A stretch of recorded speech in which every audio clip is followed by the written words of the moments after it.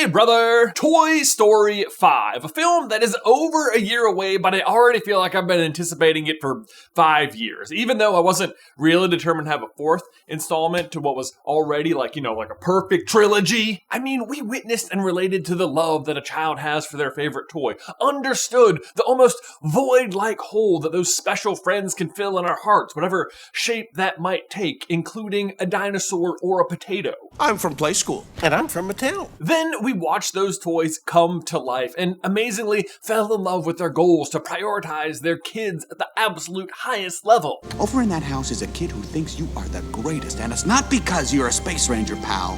It's because you're a toy. You are his toy. It was heartwarming to think that anyone or anything out there had one singular passion to make sure that you were happy and whole, with the unique catch that you were providing them with something in return. Purpose. Because in so many ways, Woody, Buzz, Jessie, Potato Head, Rex, Slink, Ham, and the rest of the gang could give our childhood selves a huge sense of comfort. At times, maybe even make us feel less alone. Then as we all grew up, it was easier to relate to the goals of the toys themselves, the caretakers of children who will go to extraordinary lengths and fight hard for a child's happiness. And I think it's those emotions that tie us so tightly to the goals and ambitions of Woody and friends. Like, they're looking out for the child in all of us and serving as reminders to the importance of bringing joy to the little ones in our own lives. So with that in mind, we asked ourselves, in a world of sequels on top of sequels and reboots and team-ups and cash grabs, what on earth could Toy Story 5 actually do to win our hearts? And I would argue that us, the audience, and the toys themselves would have the same answer.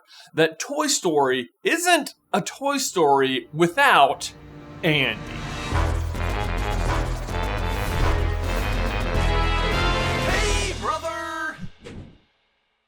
You guys want to hear a weird and surprising fact? Do you know what Woody, Buzz, Potato Head, Rex, Slinky, Ham, Jessie, Bullseye, Mrs. Potato Head, Bo Peep, and the aliens all have in common other than being toys? They all have more screen time than Andy. Heck, and this is true, on a per-minute basis, Andy barely even edges out Bonnie, and that's just embarrassing. Because despite his low screen time, I'd argue that Andy is also somehow like the main character of the first 3 Toy Story movies. I mean, at the very least, he's the main motivating factor in all 3 movies. Like, heck, arguably even in 4. You don't see Andy that much, but his presence is felt with every single decision Woody and Buzz make. Andy.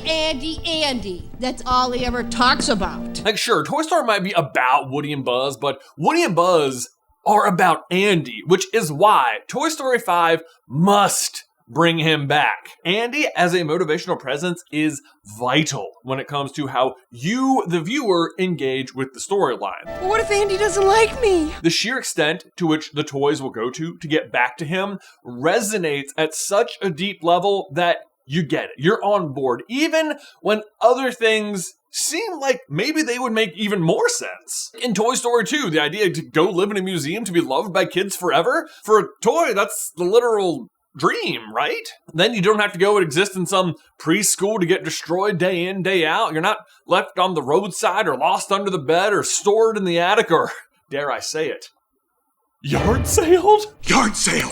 Oh, Woody, you're worth more than that. Stinky Pete and Al from Al's Toy Barn frankly have a point, don't they? Like, Andy is going to grow up, he is going to move on from Woody and everyone else someday. And yet, none of us are rooting for that. Like, would any of us rather Woody did go live peacefully forever in the museum when we've also just seen how disappointed Andy was at going to cowboy camp without Woody? No, it's as Captain McCrae says. I don't want to survive! I want to live! That's right. And a museum, sure, that's surviving. But making Andy happy, making any kid happy, that's living. And sure enough, the toys make their way back. Andy couldn't be more delighted, and the mystery of the airport luggage handler parked in the front driveway is hilarious, and all of our hearts are a little bit fuller.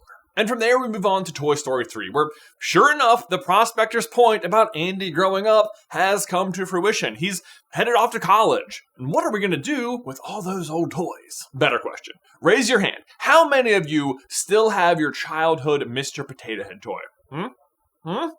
Did it survive a conversation about minimalism? Did you hold it up and ask, does this still spark joy? Or did you return to your childhood home to learn that your parents turned your old room into a gym and the toys are all mysteriously gone? You guys think, like, the Peloton and the weights and the treadmill, like, all come to life, too, and freak out anytime there's a new fad diet? Good thing the Peloton is chock full of motivational affirmations to keep its self-esteem up. Yes, you can! Toy Story 3 was in many cases the inevitable. You don't want to see Andy grow up and leave his toys behind, but it's also not relatable to imagine Andy, amidst his preparations to head up to college, is all of a sudden going to remember the joys of his childhood, spark up fresh creativity, and somehow go on to continue to love and interact with his old toys forever and ever. At some point, we all grow up, and what do you mean? At some point, you all grow up, and that is okay. And then we get to see something really beautiful happen. We get to see the next generation in the form of Bonnie step in. Andy passes the baton to a young girl with a similar passion for her toys. She might not be Andy, but she's the next best thing. It parked us all in a place where even though we can't totally imagine who might come next, we can rest assured that Bonnie will continue this trend in due course, and another child will get to reap the joys of Woody, Buzz, and the whole gang. But then enter Toy Story 4, a strange place to pick up for a story that's arc seemed pretty neatly concluded and perfect, and where even the characters on screen are missing Andy as much as the audience. Andy was my other kid. Like, Andy's not even in this movie, like, except for that tiny flashback at the beginning. I'm not sure he's even on screen. And yet Woody is still acting in his interest. Like, Andy loved Woody, and so Woody did anything he could to make him happy. And, like, Bonnie doesn't even play with Woody, but Woody still does everything he can to make her happy because... But the thing that makes Woody special is he'll never give up on you. Because Andy gave him to her, and he will do anything he can to make Andy happy. Doing it for Bonnie. Doing this for Bonnie.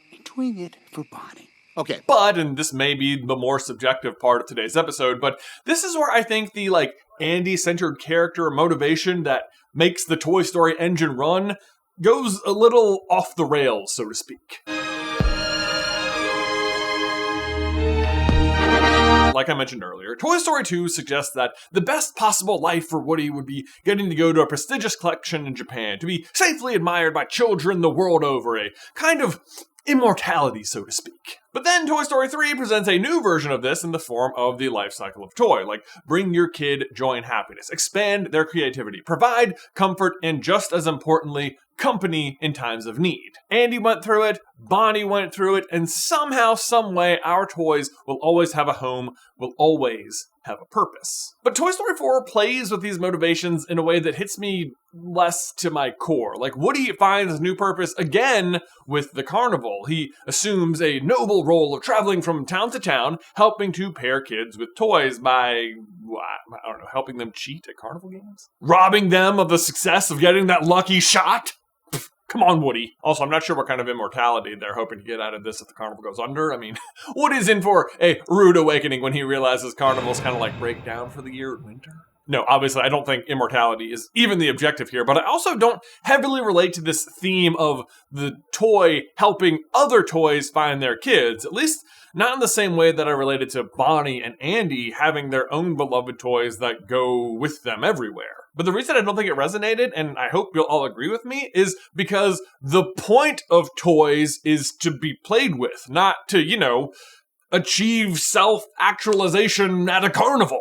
Either way, I'm sure Woody and Bo are going to realize that again at some point, because Toy Story 5 is set to reunite the whole gang yet again to take down a new threat. Screens! And that's basically the entirety of what we know about Toy Story 5 so far. Toys versus electronics. Thus far, Woody has had to face down being replaced by a cooler and more technologically advanced toy, struggled with becoming damaged and the potential reality of being shelved like Wheezy, and what happens to toys, even a favorite toy, when the child grows out of them. But in today's world, nothing has become a greater threat to the common toy than screens.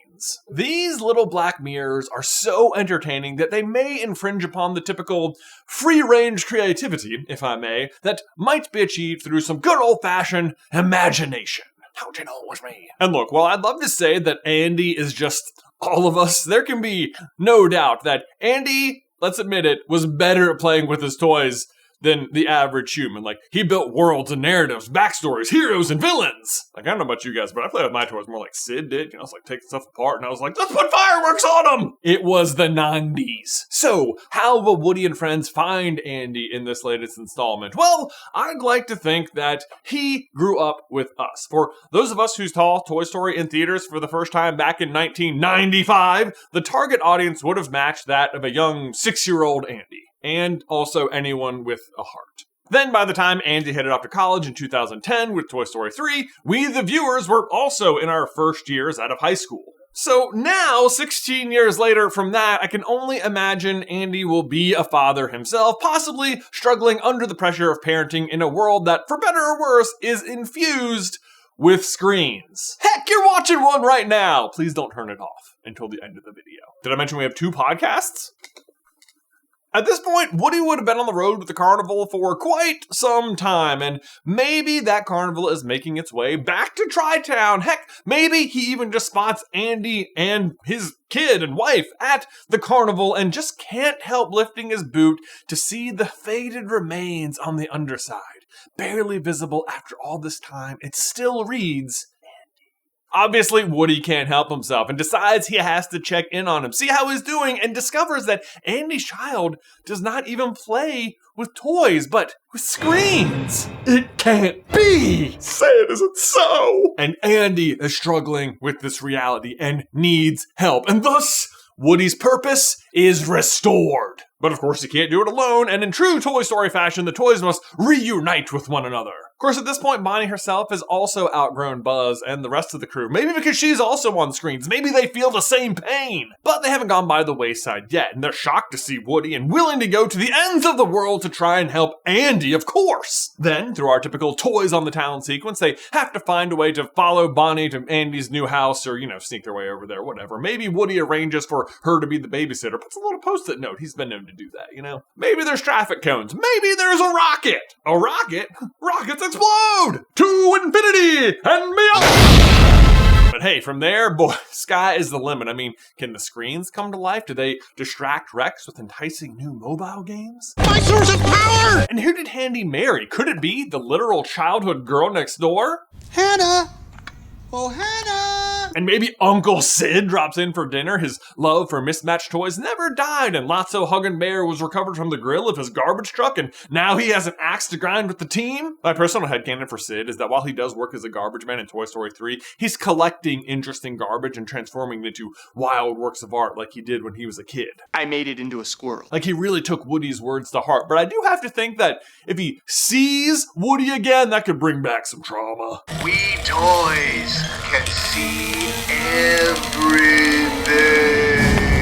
And like any other iteration of Toy Story, everyone might need to be tempted by the new offering themselves, like whether it was Buzz being the cool new toy, living forever in a museum, a fresh group of preschoolers year in and year out. Who knows, maybe the toys are tired, both from having lived long lives, heck, even full lives. They just don't want to go through it all again, and they see the joy that screens seem to bring to the kids, and they're enthralled with them. Maybe we don't need to step in. Just leave it to the professionals of the day, Woody. They seem to have it covered. Ultimately, what sways them isn't that the child is struggling, it's Andy. They catch him in a moment of weakness, unable to find a way to connect with his child. It's not the toy who is lost this time, it's the kid. Not Andy's child, but Andy himself. Head buried in his hands, he thinks he's imagined it, but he hears, just off in the distance, "You're my favorite deputy." And once again, Woody is there for him when he needs him the most. Guys, thank you so much for watching. Let us know in the towel section, what do you hope Toy Story 5 is about? Do you hope they bring Andy back? Trick question. Of course you do. But leave all your thoughts in the towel section down below. If you haven't hit the like button yet, please do that and subscribe so you don't miss any future Pixar action from us. If you want to see what happened before Toy Story 1 in Toy Story 0, you can check out this video right here. It tells you the secret about Andy's dad. But otherwise, Ben, until next time, I will see you in another life.